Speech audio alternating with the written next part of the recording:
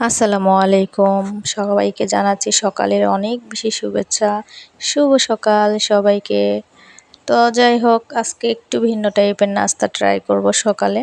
তো এই তো নাস্তার জন্য আমি এখানে কিছু আটা নিয়ে নিছি, ময়দা।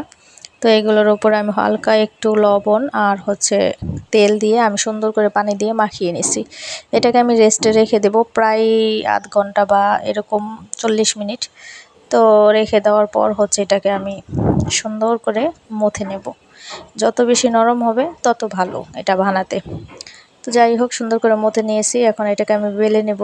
এটা বানাবো অ্যাকচুয়ালি ভাইরাল 3 কোনা লুচি, যেটা আমার মেয়ে ভিডিওতে দেখে পাগল হয়ে গেছে, আম্মু এটা আমাকে বানিয়ে দাও, এটা বানিয়ে দাও।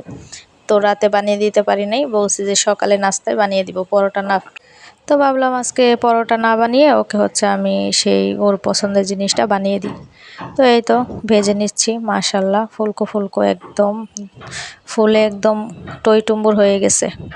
তো যাই হোক, আমার ভাজা অলরেডি শেষ হয়ে গেছে, এখন নামিয়ে নিব। এই তো দেখতে তো মাশাল্লাহ অসম্ভব সুন্দর লাগতেছে, জাস্ট ফুলে একদম টইটুম্বুর।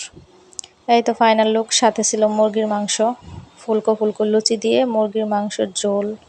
ওয়াও, এত বেশি সফট আর খেতে এত বেশি মজা হয়েছে। আমরা যখন সবাই একসাথে বসে খাচ্ছিলাম, সবাই বলছিল যে অনেক মজা হয়েছে, মুরগির মাংসের ঝোলটা আরও বেশি মজা হয়েছে। তো এই তো আমরা এখানে খাচ্ছি সবাই একসাথে।